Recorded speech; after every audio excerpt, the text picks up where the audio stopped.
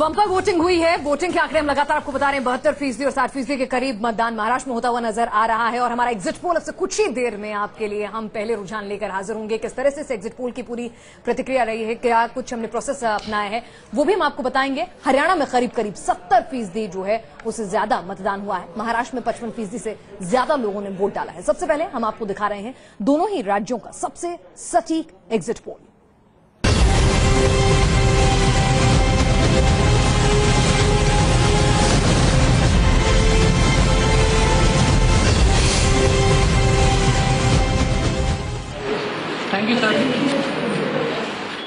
महाराष्ट्र और हरियाणा के विधानसभा चुनाव में जनता की राय ईवीएम मशीनों में कैद हो गई है। दोनों ही राज्यों में बड़ी तादाद में मतदाता ने अपने मताधिकार का इस्तेमाल किया।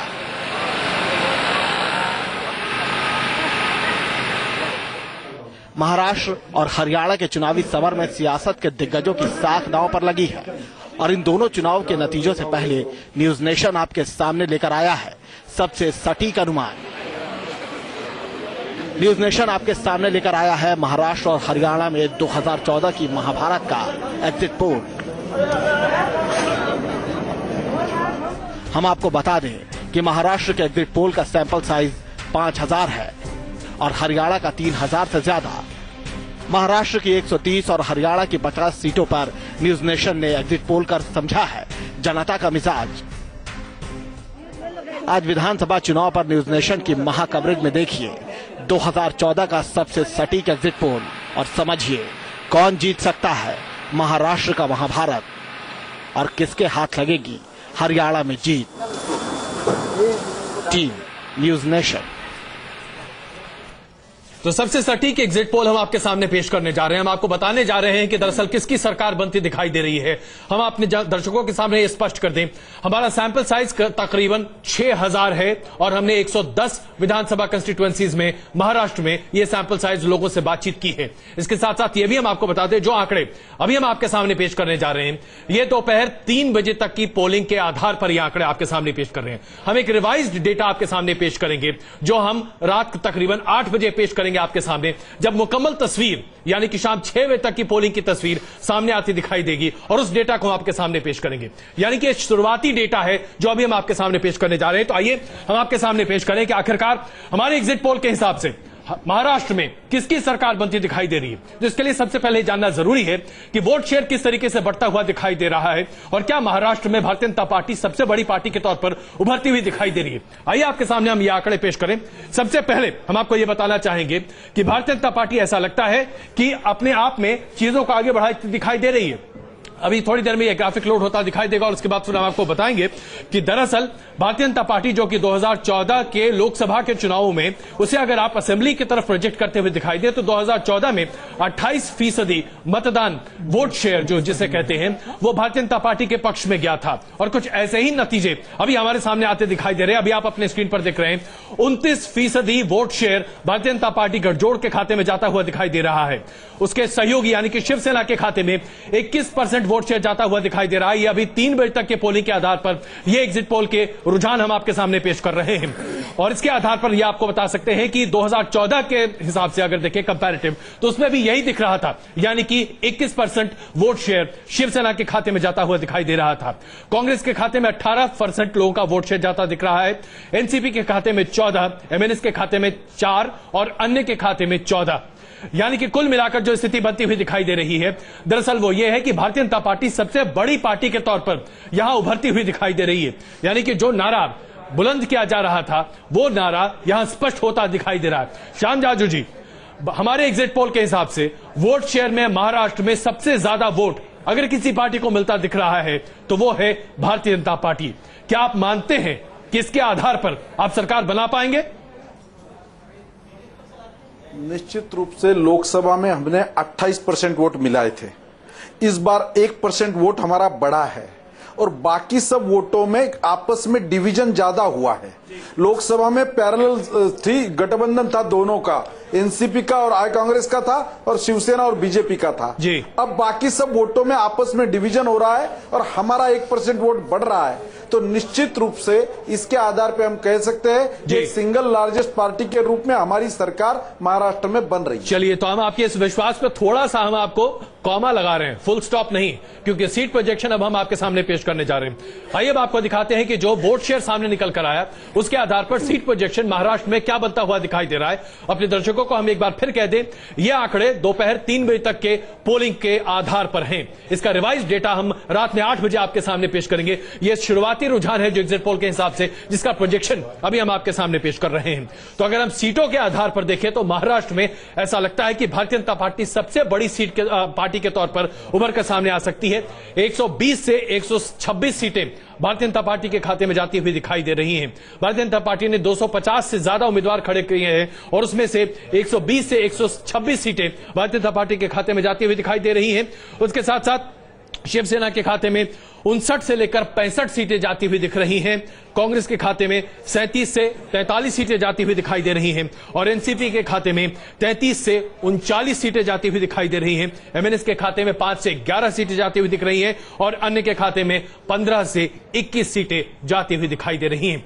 यानी कि भारतीय जनता पार्टी सबसे बड़ी पार्टी के तौर पर उभर कर आ रही है। जो ओपिनियन पोल न्यूज नेशन ने आपके सामने पेश किया था उसमें हमारा रेंज था 120 से 125 सीटों का। चूंकि 1% यहां पर वोट शेयर बढ़ता हुआ दिखाई दे रहा ओपिनियन पोल और एग्जिट पोल के अभी तक के रुझान के हिसाब से, और उसके हिसाब से यह भी माना जाए कि वोट डिवीजन भी हो सकता है, तो ऐसा लगता है कि ये 125 से 126 का यह आंकड़ा कहीं आता दिख रहा है जो कि और आगे बढ़ सकता है। यहां पर अपने दर्शकों को हम एक बार फिर बताना चाहेंगे, दोपहर 3 बजे तक के मतदान पर आधारित एग्जिट पोल का ईयर प्रोजेक्शन हम पेश कर रहे हैं। विजय, जरा आप इसे थोड़ा और हमारे दर्शकों के लिए एक्सप्लेन करें। अजय, सबसे बड़ी बात यह है कि हम लोगों ने जो काम किया उसमें कोशिश की कि जो हमारे रिपोर्टर्स हैं, फील्ड में रिपोर्टर्स हमेशा अपना एक्सपीरियंस रहता है, तो वो एक्सपीरियंस भी इसमें काम में उन्होंने जोड़ा है कि किस तरह से लोग रिएक्ट कर रहे हैं। उसमें बहुत सारे सवाल हमने पूछे, उसमें उनको क्रॉस चेक करने के लिए हमने ये चेक किया कि पहले उन्होंने 2009 के विधानसभा चुनावों में किसको वोट दिया था, फिर 2014 के लोकसभा चुनावों में किसे वोट दिया और अभी वो उन्होंने किसे वोट दिया। इसके अलावा जो मुद्दे थे उन मुद्दों पर भी हमने चर्चा की, वो वोट डालते वक्त किन मुद्दों पर खासतौर से ध्यान दे रहे थे। और मुख्यमंत्री का सवाल उसमें जरूर पूछा गया कि मुख्यमंत्री कौन होगा, और ये भी पूछा गया कि क्या वो वोट डालते वक्त नेशनल लीडर को ध्यान में रख रहे थे, पार्टी को ध्यान में रख रहे थे या लोकल लीडर को ध्यान में रख रहे थे। विजय, इसमें सबसे ज्यादा दिलचस्प चीज ये है, लोग ये जानना चाहेंगे कि दरअसल हम सीटों के नतीजे तक कैसे पहुंच रहे हैं। सीटों के नतीजे तक पहुंचने के लिए बहुत जरूरी काम था कि पहले हम लोगों को जो राय थी उसको देखा और उससे जब उनका वोटिंग परसेंटेज हमने जब निकाला कि कितने % वोट हमें मिला है, उस वोटिंग परसेंटेज जैसा कि आपने भी जिक्र किया कि 110 से ज्यादा विधानसभा सीटों पर हमने किया, 6000 से ज्यादा सैंपल मिले हैं। तो इसका एक एनालिसिस हमने उस तरह से किया है कि सीटों जो वोट परसेंटेज है उसको सीटों में कन्वर्ट किया गया है। एरर मार्जिन कितना लेके चलते हैं विजय? ±3 हम लोग कर रहे हैं, 3% से ज्यादा इसका मार्जिन मुझे नहीं लगता है कि उसकी संभावना होगी। नकवी जी हमारे साथ हैं। नकवी जी ने बहुत सारे चुनाव देख लिए हैं, बहुत सारे एग्जिट पोल भी देखे हैं। आप किस तरह से इसको देख रहे हैं? आपके हिसाब से इस एग्जिट पोल में कितना मार्जिन है ±? नहीं, पहली बात तो ये जो मैं नोटिस किया कि आपने दिया कि 29% बीजेपी को और 21% शिवसेना को। तो पहला संदेश तो अगर ये एग्जिट पोल सही है तो पहला संदेश तो ये है कि ये चुनाव बीजेपी और शिवसेना के बीच में था। कांग्रेस और एनसीपी तो कहीं नहीं थे। दो जो सहयोगी दल थे, मित्र दल थे, वो उन दो के बीच में चुनाव था। एक दूसरा, इन दोनों पार्टियों के बीच में जो गैप है वो 8% का है। 8% का गैप जो है वो काफी बड़ा होता है, काफी बड़ा होता है। और खास तौर से जब हम इस तरह के 5 कोड़ी संघर्ष की बात करते हैं तो उनमें ये बड़ा सीटों को बहुत प्रभावित कर सकता है। तो मुझे लगता है कि अगर ये वोट परसेंटेज सही है तो जो बीजेपी की सीटें हैं वो इससे थोड़ी बढ़नी चाहिए। ये अगर मैं इन्हीं को हाइपोथेसिस लेता हूं कि 29% बीजेपी, 21% शिवसेना, 18% कांग्रेस और जो एनसीपी, तो जो गैप है वो 21 और 29 के बीच में 8%, ये बहुत बड़ा गैप है और इसका लाभ फिर बीजेपी को थोड़ा ज्यादा मिलना चाहिए। बिल्कुल, क्योंकि भारतीय जनता पार्टी 165 के टारगेट पर चल रही थी। रामकृपाल जी, क्या आपको लगता है कि अपने दम पर सरकार? जी नहीं, जो आपका वोट परसेंट है, हालांकि अभी क्या नतीजे आएंगे मैं नहीं कह सकता हूं, बिल्कुल, लेकिन पिछले सारे चुनाव परिणाम अगर आप देख लें, जब भी वोट परसेंट 20 के ऊपर बढ़ता है तो सीटें, अगर 2% बढ़ता है तो सीटें समझ लीजिए कि 20% ज्यादा बढ़ती है। आप याद कीजिए कहीं भी और आप देखिए इसमें अगर 14% एनसीपी को है और 29% आप बीजेपी को दे रहे हैं जी। तो आप ये जान लीजिए कि 14% जो पाएगा 29% पाने वाली पार्टी के सामने उस वक्त इकाई से ज्यादा सीटें आनी नहीं चाहिए किसी भी गणित से जी। तो ये जो 129 का है, अगर मैं आपका ये परसेंट 29 मान के चलूं जी।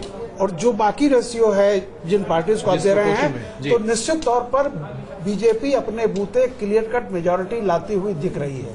मैं सिर्फ वोट परसेंट पे जा रहा हूँ, आपने चाहे जितना सीट और फिगर निकाली हो, लेकिन अगर वो सही है तो आप जान लीजिए अगर यही परसेंटेज वोट का रहा जिसमें एनसीपी सिर्फ 14% पर है और बीजेपी 29% पर पहुंच रही है, कांग्रेस 18 है और शिवसेना 21 है जी।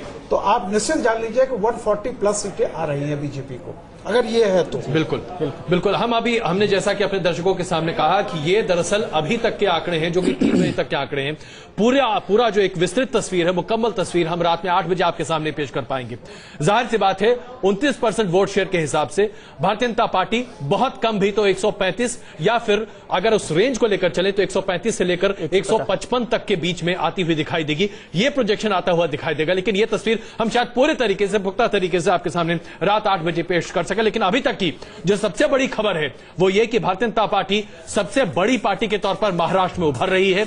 हमारे एग्जिट पोल के हिसाब से शुरुआती रुझान ये बताते हैं कि तकरीबन 126 सीटें भारतीय जनता पार्टी के खाते में जा सकती हैं। इसका मतलब कि महाराष्ट्र में भारतीय जनता पार्टी की सरकार बननी लगभग तय मानी जा सकती है। हम रुक रहे हैं यहां पर कुछ देर के लिए, सटीक विश्लेषण के साथ तुरंत वापस आएंगे, बताएंगे दरअसल वो कौन कौन मुद्दे थे, किस आधार पर लोगों ने मतदान किया और उससे बड़ी बात मुख्यमंत्री के तौर पर लोग किसे पसंद करते हैं। बने रहिए हमारे साथ।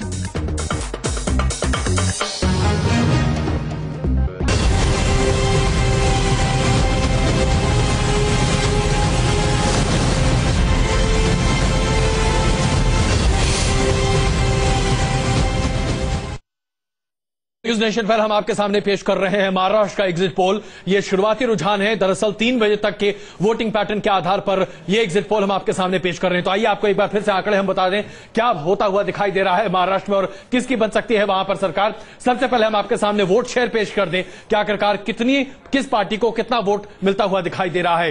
तो 29% vote share Bharatiya Janata party के खाते में जाते हुए दिख रहा है, भारतीय जनता पार्टी प्लस के खाते में, और कांग्रेस के खाते में 18, शिवसेना के खाते में 21, एनसीपी के खाते में 14, एमएनएस के खाते में 4 और अन्य के खाते में 14% वोट शेयर, यानी कि सबसे बड़ी पार्टी के तौर पर भारतीय जनता पार्टी बनती हुई दिखाई दे रही है। और अगर 29% vote share Bharatiya Janata party के खाते में जाती दिखती है तो जाहिर सी बात है सबसे बड़ी पार्टी ही नहीं बल्कि शायद सरकार बनाने का दावा भी पेश करती हुई भारतीय जनता पार्टी दिखाई दे सकती है। आइए आपको बताएं कि दरअसल इसे अगर आप सीट के प्रोजेक्शन में लेकर चलें तो कितनी सीटें भारतीय जनता पार्टी को मिल सकती है महाराष्ट्र में।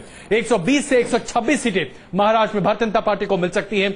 59 से 65 सीटें शिवसेना के खाते में, कांग्रेस के खाते में 37 से 43, एनसीपी के खाते में 33 से 39 और एमएनएस के खाते में 5 से 11 और अन्य के खाते में 5 से 21 सीटें, यानी कि यह आंकड़ा जो कि अब दरअसल लगातार बढ़ भी सकता है। अगर हम आपको बताएं 3 बजे के वोटिंग पैटर्न के आधार पर हम 120 से 126 सीटें भारतीय जनता पार्टी के खाते में जाते हुए दिख रहे हैं, ये दिखा रहे हैं, लेकिन यह आंकड़ा बढ़कर 135 या 140 तक भी पहुंच सकता है। इसके बारे में मैं आपके सामने यह बताना चाहेंगे। इसके साथ साथ अगर आप इसे आगे बढ़ते हुए देखें तो दरअसल अगर आप इसका कंपैरेटिव लेकर चलें, लोकसभा में भारतीय जनता पार्टी का जो परफॉर्मेंस था उसे अगर आप सीटों पर प्रोजेक्ट करें विधानसभा में तो उसके आधार पर क्या स्थिति बनती हुई दिखाई दे सकती थी, यह भी हम आपको दिखाएंगे। लेकिन अगला मुख्यमंत्री कौन हो, इसे लेकर जब हम लोगों ने इससे सवाल पूछा तो अगले मुख्यमंत्री के तौर पर सबसे बड़ा सरप्राइज ये निकल कर आ रहा है उद्धव ठाकरे। 20% लोगों का यह मानना है कि अगले मुख्यमंत्री के तौर पर उद्धव ठाकरे को लोग देखना चाहते हैं। और इतना ही नहीं, आप ये देखिए कि नितिन गडकरी के पास 14% लोग ऐसे हैं जो कि मानते हैं कि नितिन गडकरी को मुख्यमंत्री बनना चाहिए। 11% लोग देवेंद्र फडणवीस के नाम पर तैयार हैं। हालांकि यह माना जा रहा है, यह नारा भारतीय जनता पार्टी बुलंद करती चली आ रही है कि दिल्ली में नरेंद्र और महाराष्ट्र में देवेंद्र, लेकिन देवेंद्र फडणवीस के लिए सिर्फ 11% यहां पर लोग हैं जो मान रहे हैं कि उन्हें मुख्यमंत्री के तौर पर आना चाहिए। पृथ्वीराज चौहान की इक्विटी बहुत ज्यादा खराब नहीं हुई है, कम से कम देवेंद्र फडणवीस से तो ऊपर ही है। 14% लोग उन्हें मुख्यमंत्री के तौर पर देखना चाहते हैं। करेंगे इस पर हम चर्चा विश्लेषण के साथ साथ कि क्या वाकई में मुख्यमंत्री के तौर पर अब देवेंद्र फडणवीस होंगे या नितिन गडकरी को भेजा जा सकता है केंद्र से राज्य में। बने रहिए हमारे साथ, इस एग्जिट पोल पर चर्चा जारी है।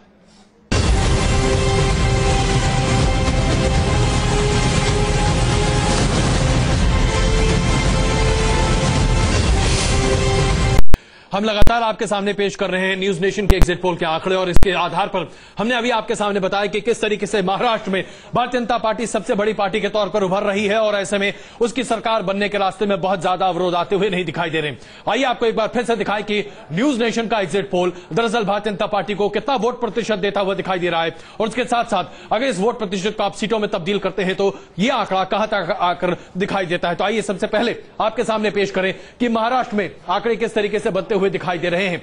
महाराष्ट्र में वोट शेयर की बात अगर हम आपके सामने पेश करें तो आइए ये आपके सामने वोट शेयर, किस पार्टी को कितना वोट मिला है, यानी कि लोगों ने क्या दिया है, इस पर अपने दर्शकों को हम एक बार बताना चाहेंगे कि ये वोट शेयर के आंकड़े दरअसल 3 बजे तक के वोटिंग के आधार पर हैं। शुरुआती रुझान है ये जो अभी हम आपके सामने पेश कर रहे हैं। यह आंकड़ा रात 8 बजे पुख्ता तरीके से हम आपके सामने पेश कर पाएंगे, तब जाकर शाम 6 बजे तक की वोटिंग के आंकड़े शामिल कर पाएंगे और तब एक मुकम्मल तस्वीर हम आपके सामने पेश करेंगे। लेकिन इसके आधार पर 29% vote share Bharatiya Janata party गठजोड़ के खाते में जाती हुई दिखाई दे रही है, और एनसीपी के खाते में आप देखें तो 14 और शिवसेना के खाते में 31 और कांग्रेस के खाते में 18, कुल मिलाकर भारतीय जनता पार्टी सबसे बड़ी पार्टी बनकर यहां उभरती दिखाई दे रही है। इसे अगर आप सीटों में तब्दील कर देखें तो 120 से 126 सीटें भारतीय जनता पार्टी के खाते में जा सकती है, यानी कि सबसे बड़ी पार्टी के तौर पर भारतीय जनता पार्टी महाराष्ट्र में उभर कर आती हुई दिखाई दे रही है। लेकिन अब आइए आपको बताएं कि हरियाणा में क्या स्थिति बनती हुई दिखाई दे रही है।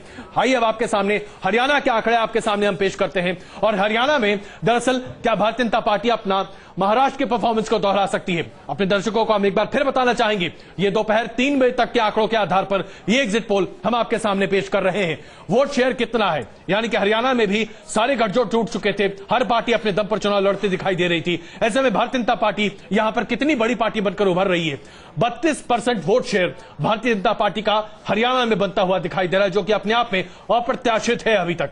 अगर आप इसे लोकसभा के हिसाब से देखें तब तो यह बनता है, लेकिन अगर 2009 के चुनाव के हिसाब से देखें तो बिल्कुल अप्रत्याशित वोट शेयर इसे आप कह सकते हैं। आईएनएलडी गठजोड़ के खाते में 26 सीटें, कांग्रेस के पास 19% माफ की जगह वोट शेयर जाता दिख रहा है, एचजेसी प्लस के खाते में 8% वोट शेयर और अन्य के खाते में 15% वोट शेयर। अगर इस वोट शेयर को आप सीटों के आंकड़े में तब्दील करें तो दरअसल क्या हो सकता है सीटों का आंकड़ा, आइए अब आपके सामने पेश करते हैं। किस पार्टी को कितनी सीटें मिल सकती हैं। भारतीय जनता पार्टी के खाते में 37 से 43 सीटें जा सकती हैं, यानी कि बहुमत के आंकड़े के बहुत पास पहुंच रही है भारतीय जनता पार्टी हरियाणा में। अपने दम पर सरकार बनाने की स्थिति में बनती हुई दिखाई दे रही है हरियाणा में भारतीय जनता पार्टी। आईएनएलडी गठजोड़ के खाते में 29 से 35 सीटें जा सकती हैं, कांग्रेस के खाते में 10 से 15, एचजेसी प्लस के खाते में 3 से 7, अन्य के खाते में 3 से 5 सीटें। यानी कि आज की सबसे बड़ी स्टोरी हरियाणा में अगर दिखाई दे रही है तो अपने दम पर सरकार बनाने की स्थिति में आती हुई दिखाई दे रही है भारतीय जनता पार्टी। और ये अब तक का सबसे बड़ा हम आपके सामने रुझान जो है वो पेश कर रहे हैं। ये आंकड़े बदलेंगे थोड़े, यानी कि जिस तरीके से वोटिंग परसेंटेज बढ़ने की बात कही जा रही है हरियाणा में, ऐसा माना जा रहा है कि करीब 75% वोटिंग परसेंटेज है। और अगर इस तब्दीली को आप यहां पर आते दिखाई दे तो हो सकता है कि 45 से ज्यादा सीटें अपने दम पर भारतीय जनता पार्टी हासिल करती हुई दिखाई दे, और ये अपने आप में सबसे बड़ी बात होगी यहां पर जो हम आपके सामने पेश कर रहे हैं। नकवी जी, इस आंकड़े के आधार पर आपका क्या एनालिसिस? देखिए, अगर जो आप बता रहे हैं कि 75% के आसपास जो है हरियाणा में मतदान हो रहा है या होने की संभावना है, तो वो बहुत बड़ा फिगर है। एक तरह से बहुत भारी संख्या में मतदाता जो है हरियाणा में आया है, और वो फिर एक कोई पर्पस लेकर आया है कि हमको ये करना है। और जो आपका एग्जिट पोल है इसमें जरूर ये दिख रहा है कि आईएनएलडी और बीजेपी में एक तरह का हम मतलब क्लोज कंटेस्ट देख रहे हैं। वो 6% का दोनों के बीच में अंतर है, ये भी अंतर बड़ा होता है, लेकिन फिर भी आईएनएलडी मेरे ख्याल से, मेरी उम्मीद से ज्यादा बेटर जो है वो फाइट दे रही है। इसमें कोई हमारे साथ मनीषा कारिंदे जुड़ चुकी है शिवसेना से। मनीषा जी, अब सबसे बड़ा मुद्दा यहां पर जो आप लोगों के लिए निकल कर आ रहा है, हमारे जो शुरुआती एग्जिट पोल के नतीजे हैं वो ये तस्वीर दिखा रहे हैं कि आपका बीजेपी से अलग होना कोई फायदे का सौदा नहीं रहा, यानी बीजेपी बिल्कुल सरकार बनाने के नजदीक पहुंच रही है। अगर हम शुरुआती आकलन की भी बात कर लें। देखिए, ये एग्जिट पोल हर एक एग्जिट पोल अलग अलग नतीजे दिखा रहा है। एबीपी का मैंने अभी अभी देखा तो उसमें शिवसेना को 77 सीट्स दिखा रहे हैं। तो ठीक है, ये एग्जिट पोल अपनी जगह है, मगर हमारी जो इंटरनल रिपोर्ट्स है और हमारा जो आत्मविश्वास है कि जिस प्रकार शिवसैनिकों ने प्रचार किया है, माननीय उद्धव जी ठाकरे, आदित्य जी ठाकरे और सभी शिवसेना के सभी नेताओं ने जिस प्रकार एक टूट पड़कर प्रचार किया है और जनता में विश्वास है, मराठी लोग जो है, चाहे वो गुजराती हो, मारवाड़ी हो, एक मिनट मुझे पूरा करने दीजिए। ये जो आत्मविश्वास है हमारा, ये उस पर हमें ज्यादा विश्वास है और निश्चित ही शिवसेना अपने बलबूते पर। मनीषा जी, सवाल यहाँ ये है कि आत्मविश्वास अपनी जगह, लेकिन आप सरकार बनाना चाहते थे, मुख्यमंत्री उद्धव ठाकरे बनना चाहते थे। तमाम एग्जिट पोल को आज आप देख लीजिए, हमारे एग्जिट पोल के हिसाब से कम एक बात तो स्पष्ट है, उद्धव ठाकरे मुख्यमंत्री नहीं बन पाएंगे। आपने जो शब्द यूज किया कि सौदा, घाटे का सौदा, हमने राजकारण में कभी सौदा नहीं किया। चलिए मनीषा जी, ठाकरे जी का है, मनीषा जी, जो बुनियादी सवाल आज हम आपके सामने रख रहे हैं, राजकारण मुख्यमंत्री बनना चाहते थे उद्धव ठाकरे, और उद्धव ठाकरे तमाम एग्जिट पोल के हिसाब से और कम से कम न्यूज नेशन के एग्जिट पोल के हिसाब से मुख्यमंत्री नहीं बन पाएंगे, तो क्या आपकी कोशिश नाकाम रही? महाराष्ट्र की सुनिए, नहीं, कोशिश कभी नाकाम नहीं रहती है। और एक बात सुनिए कि उद्धव जी ने यही कहा है कि अगर मुझे क्लियर मैंडेट मिलता है तो मैं मुख्यमंत्री बनने में इंटरेस्टेड हूँ। ये आप उनके मनीषा जी सवाल दूसरा, मनीषा जी कहना बार बार सुनिए कि उन्होंने कहा कि क्लियर मैंडेट अगर महाराष्ट्र की जनता मुझे देती है तो मैं मुख्यमंत्री बनूंगा। मनीषा जी, इस नतीजे, मनीषा जी, ये जो एग्जिट पोल है वो ये सवाल कर रहे हैं कि बाल ठाकरे अभी तक शिवसेना के जो नेता थे जिन्होंने स्थापना की शिवसेना की, वो मराठा नेता पर, मराठियों के लिए नेता के तौर पे जाने जा रहे थे। क्या उद्धव ठाकरे को मराठी जो जनता है उसने इस लायक नहीं माना है? ये एग्जिट पोल कह रहा है, आप ऐसा समझते हैं? ये तो सिर्फ आप एग्जिट पोल के हिसाब से आप क्या कुछ बोल रहे हैं। मुझे नहीं लगता है कि, देखिए, उद्धव ठाकरे जी ने पार्टी की बागडोर बहुत अच्छी तरह संभाली है और लोकसभा में भी आपने देखा है कि लोकसभा में सिर्फ मोदी जी का तो प्रभाव था ही, मगर देखिए इसमें कोई शक नहीं है कि लोकसभा में जो वोट शेयर था एग्जिट पोल के हिसाब से विधानसभा में उसी वोट शेयर के आसपास आप आते दिखाई दे रहे हैं, यानी कि वोट शेयर प्रोजेक्शन के हिसाब से कोई तब्दीली नहीं है। लेकिन जो बड़ी पार्टी के तौर पर भारतीय जनता पार्टी आज बढ़ रही है, आपको मानना पड़ेगा कि कम से कम ये गठजोड़ आपके फायदे में रहता, और शायद अगर आपकी साझा सरकार बनती तो आप कहीं ज्यादा बेहतर स्थिति में होते। मुख्यमंत्री के पद को लेकर जो विवाद आप दोनों पार्टियों में शुरू हुआ, वो शायद हो सकता है कि आपके लिए बहुत अच्छा नहीं रहा। नहीं, कोई इसमें बुरा भी नहीं हुआ है और अभी तो असली नतीजे जो है 19 तारीख को मालूम पड़ेंगे। ये तो आपका 3 बजे तक का सर्वे है जी। अब 6 बजे तक का क्या है? और अभी मैं अलग अलग चैनल पे देख रही थी, ठीक है, भारतीय जनता पार्टी को सबसे बड़ी पार्टी के रूप में उभर रही इस प्रकार का दिखाया जा रहा है, मगर असली नतीजे को 19 तारीख को ही आने वाले हैं। तो मनीषा जी, हमें इंतजार होगा और हम तो चाहेंगे कि आप भी अपना आकलन बता दीजिए। उद्धव जी ने अगर कोई अपना आकलन बनाया है, एग्जिट पोल को छोड़ दीजिए। आपका बहुत बहुत शुक्रिया न्यूज नेशन से बात करने के लिए। 2 और खास मेहमान, जगदीश मुखी साहब, हरियाणा के प्रभारी। हरियाणा में आपने ऐसा क्या किया, क्योंकि आपके पास तो कैडर भी नहीं था, और राजीव जी भी हमारे साथ INLD से जुड़ चुके, जल्द हाजिर होते।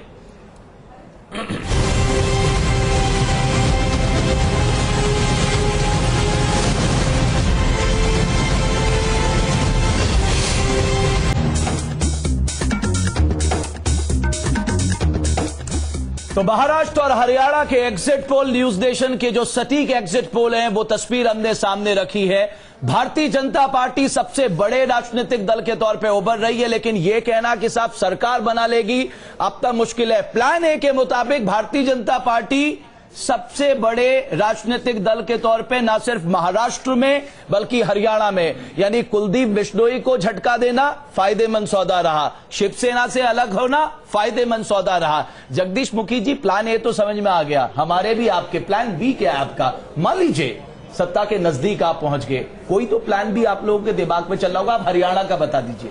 देखिए, जो आपका प्लान है मैं पहले उसकी डिस्कशन करता हूं। आपकी एग्जिट पोल जो आप बता रहे हैं जी, 3 बजे तक के आप आंकड़ों के आधार पर हमें 43 सीट्स दे रहे हैं जी।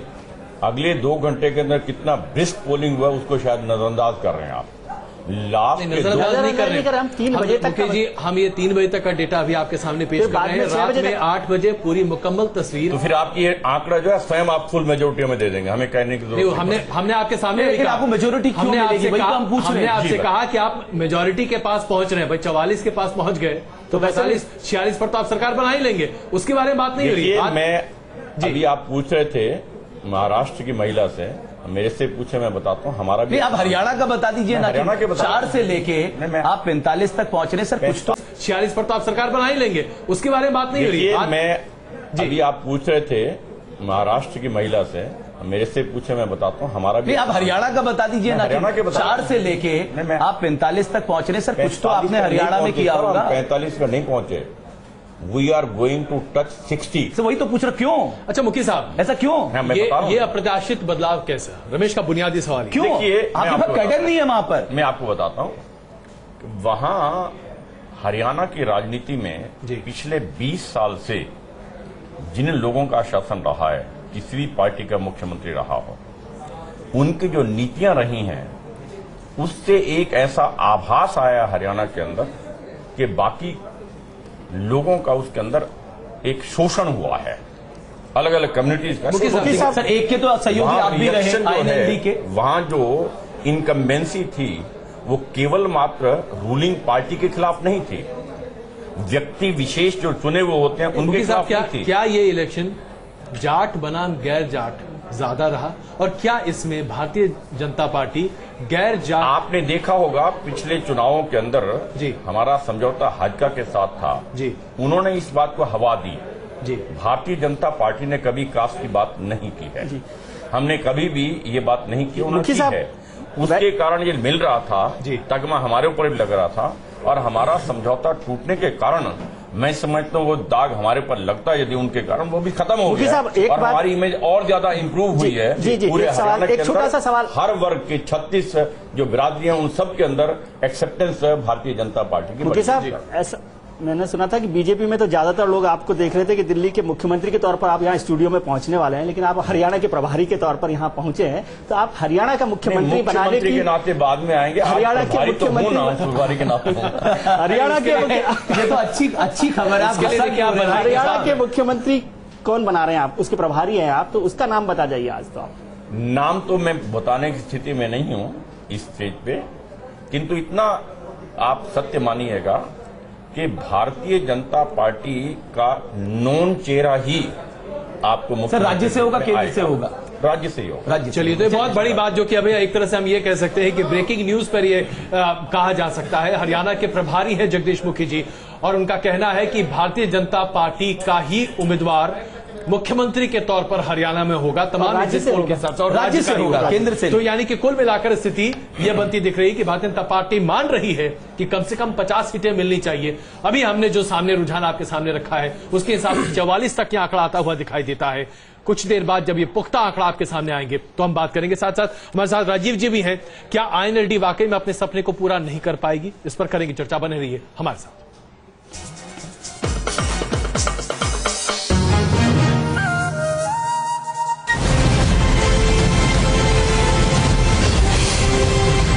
हम आपके सामने लगातार पेश कर रहे हैं न्यूज नेशन का एग्जिट पोल, उसके आधार पर किसकी सरकार कहां किस राज्य में बनती दिख रही है। सबसे पहले हरियाणा की बात करते हैं। हरियाणा में न्यूज नेशन के एग्जिट पोल के हिसाब से भारतीय जनता पार्टी के खाते में 32% वोट शेयर जाता हुआ दिखाई दे रहा है, जिसे अगर आप सीटों में तब्दील करते दिखाई दें तो भारतीय जनता पार्टी वहां पर लगभग सरकार बनाती हुई दिखाई दे रही है। करीब 44 सीटें भारतीय जनता पार्टी के खाते में अपने दम पर वहां जाती दिखाई दे रही है। हम अभी सीटों का आंकड़ा आपके सामने पेश कर रहे हैं। आप देखिए किस तरीके से भारतीय जनता पार्टी वहां पर 37 से 43 सीटें पा सकती है, यानी कि ये दोपहर 3 बजे तक के वोटिंग परसेंटेज के हिसाब से यह आंकड़ा है। हम शाम के आंकड़े आपके सामने पेश करेंगे रात 8 बजे। कुल मिलाकर ऐसा लग रहा है कि भारतीय जनता पार्टी न सिर्फ सबसे बड़ी पार्टी के तौर पर उभरती दिख रही है, बल्कि भारतीय जनता पार्टी हरियाणा में अपने दम पर अपनी सरकार बना सकती है। ऐसी स्थिति में भारतीय जनता पार्टी कम से कम हरियाणा में पहुंचती दिखाई दे रही है। महाराष्ट्र के आंकड़े अब आपके सामने हम पेश कर रहे हैं।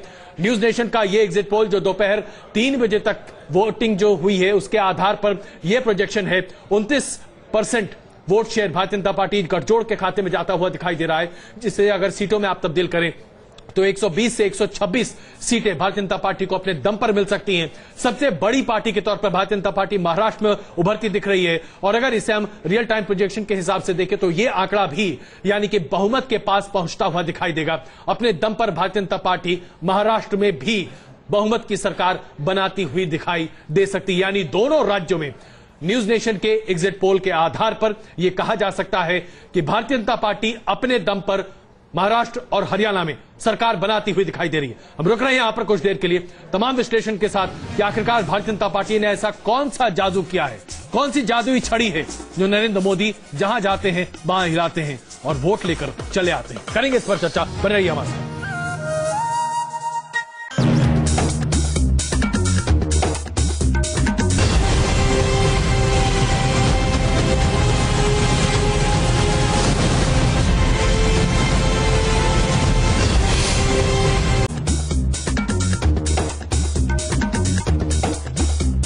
तो न्यूज नेशन का जो एग्जिट पोल है उसके मुताबिक जो शुरुआती आकलन निकल कर आया है, महाराष्ट्र में Bharatiya Janata party number 1 position में पहुंचती दिखाई दे रही है।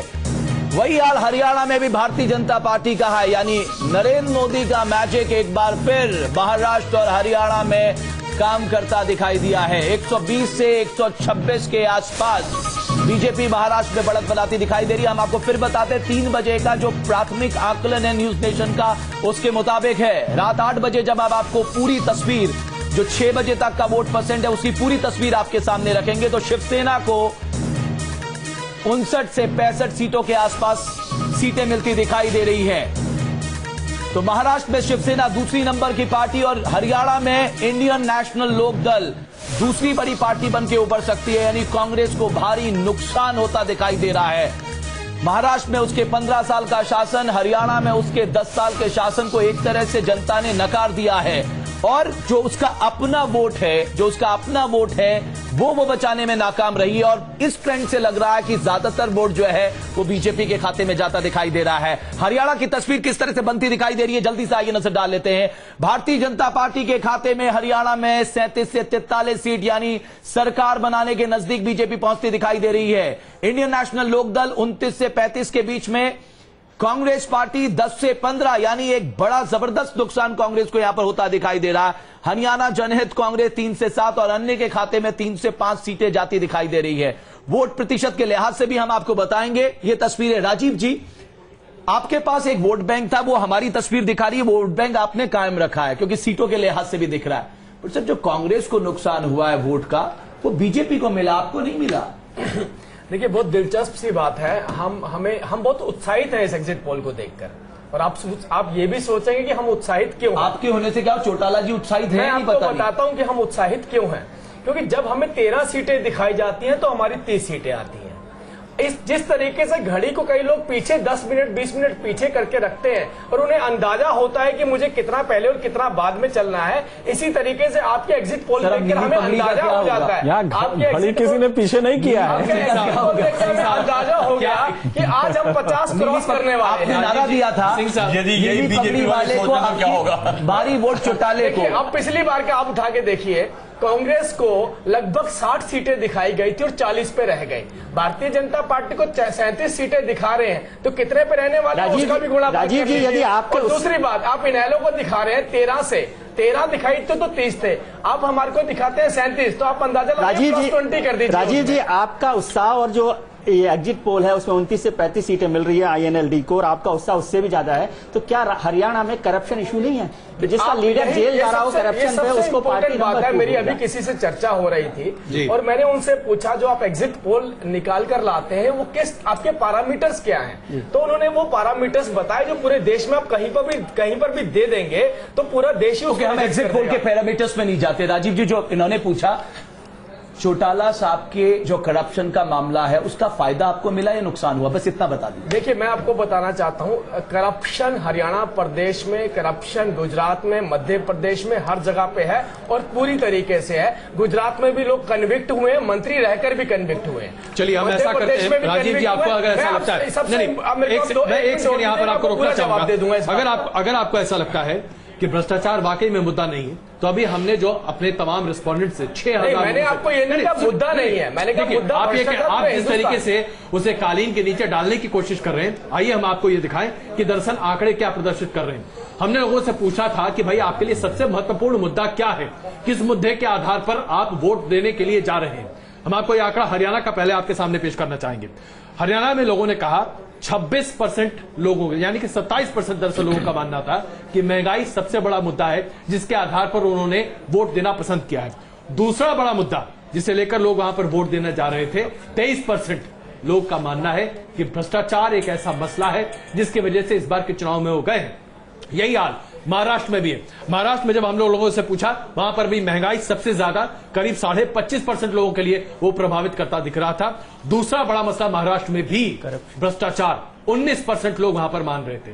तो अगर आप ये मानते हैं कि चौटाला साहब जेल में बैठे रहे और मुख्यमंत्री की शपथ के लिए आप तिहाड़ जेल में गवर्नर साहब को ले जाएं, तो ये संभव नहीं। सबसे इंपॉर्टेंट क्वेश्चन जो आप इसमें भूल चुके थे जी, वो ये पूछना चाहिए था कि आपने वोट किसको किया। इसके अलावा आपने वो पूछा, उसी का तो जवाब दिखा रहे हैं।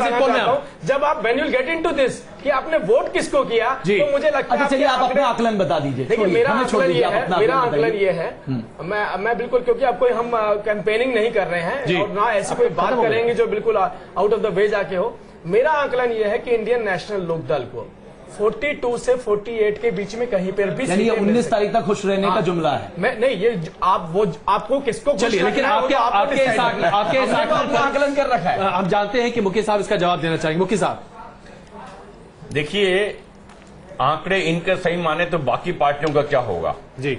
मैं ये बताना चाह रहा हूं कि कांग्रेस के शासन था 10 साल से, उनके शासन के विरुद्ध एंटी इनकम्बेंसी थी और उनकी सीटें 15 से नीचे रहेंगी जी। और भारतीय जनता पार्टी को स्पष्ट बहुमत मिलेगा। स्पष्ट बहुमत से मेरा अभिप्राय 45 तक नहीं है, इट में टच इवन 60। चलिए, अति आत्मविश्वास का कारण क्या है? क्योंकि आप तो एक दिन पूछते हैं जाकर के एग्जिट पोल लिए, हम दिन रात घूमते हैं वहां पर, हर घर में घूमते हैं।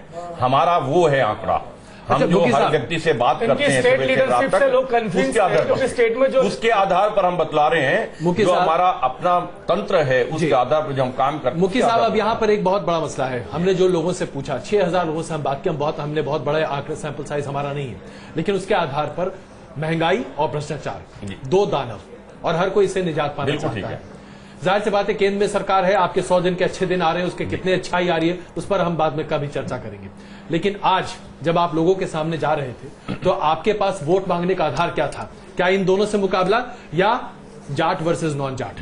निश्चित रूप से पहले दोनों मुद्दे थे, इन्हीं को ही हमने एड्रेस किया है हर मीटिंग के अंदर, वर्कर्स की मीटिंग के अंदर, पब्लिक के अंदर जी। भ्रष्टाचार के खिलाफ आवाज उठाई है और हमने ये वादा किया है कि हमारी सरकार आई तो हम महंगाई को निश्चित रूप से नीचे लाके खड़ा करेंगे, और वो आपके सामने सिद्ध भी हो रहा है कि जो हमने वहां पर अंतर्राष्ट्रीय परिस्थितियां हैं। अभी सिंह साहब, आपका क्या आकलन है, टिप्पणी क्या आपकी? नहीं, देखिए, दोनों को अलग अलग देखें। महाराष्ट्र में करप्शन को लेके एक जीरो टॉलरेंस का भाव है, हर सोसाइटी का अलग अलग होता है। तमिलनाडु या हरियाणा, यहाँ पे करप्शन को लेके उतना ज्यादा जीरो टॉलरेंस नहीं रहता है, वो थोड़ा सा सहिष्णु होते हैं करप्शन को लेके। तो लेकिन फिर भी जो मुद्दे हैं, जो मुखी जी कह रहे हैं, इस इलेक्शन में आप इन चीजों को लेके गए इसलिए वोट नहीं मिले हैं, वो पहले से डिटरमाइंड था। एक यूनि लीडर कैंपेन था, सिर्फ नरेंद्र मोदी इस कैंपेन में थे, और आपने एक भी सेकेंडरी टर्शियरी जो लीडरशिप होती है वो ग्रो नहीं किया। ये भाजपा के ऊपर एक बड़ा धब्बा है कि एक ऑर्गेनाइज्ड स्ट्रक्चर्ड पार्टी जिसमें कि एक लीडर आपको थ्रो करने को नहीं है, सिर्फ एक सिंगल लीडर पे आपने पूरा कैंपेन किया। खैर, उस लीडर की मान्यता जबरदस्त है इस समय, वो मान्यता आप कह रहे हैं मोदी को वोट मिला है? नहीं, मैं इसका जवाब देना चाहूंगा। मोदी को वोट मिला है, और ये जो पूरा क्लियर कट रेफरेंडम है मोदी पे, जो इंडिकेशन आप दिखा रहे हैं वो बिल्कुल सही है।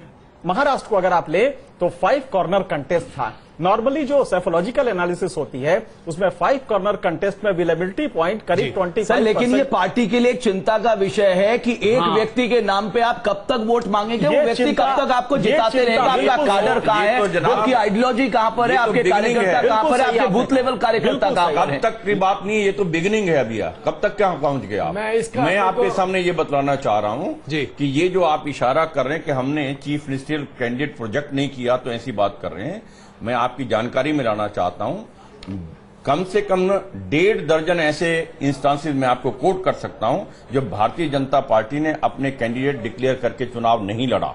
आपने प्रधानमंत्री डिक्लेयर किया 6 महीना पहले डिक्लेयर कर दिया। इतने ही हमने केस ऐसे लड़े हैं एक केस बता दीजिए घोषित करके चुनाव लड़ा है। बिल्कुल, ये स्टेट टू स्टेट डिफर करता है, सरकमस्टांसेस के ऊपर डिपेंड करता है, और हमारे नेशनल लीडरशिप ने तय किया कि हम प्रोजेक्ट करके नहीं चलेंगे। इसका मतलब ये नहीं कि हमारे पास लोकल लीडर हम उम्मीद करते हैं जैसा कि एक सुयोग्य व्यक्ति बिल्कुल मुख्यमंत्री बनने के लिए हमें यहाँ पर रुकना पड़ेगा। माफ कीजिएगा, मैं क्षमा चाहूंगा आप सबों से, हमें यहाँ पर रुकना पड़ेगा। एक छोटा सा ब्रेक यहाँ ले रहे, लेकिन बड़ी खबर जो आज की सबसे बड़ी स्टोरी न्यूज नेशन पर आप लगातार देख रहे हैं, भारतीय जनता पार्टी महाराष्ट्र और हरियाणा में सबसे बड़ी पार्टी सरकार बनने के या बनाने के बिल्कुल नजदीक, यानी कि नरेंद्र मोदी अपनी परीक्षा में या अग्नि परीक्षा में पास होते दिखाई दे रहे हैं। इसके दूरगामी नतीजे होंगे। लगातार इसका विश्लेषण न्यूज नेशन पर आप देखेंगे। बने रहिए हमारे साथ।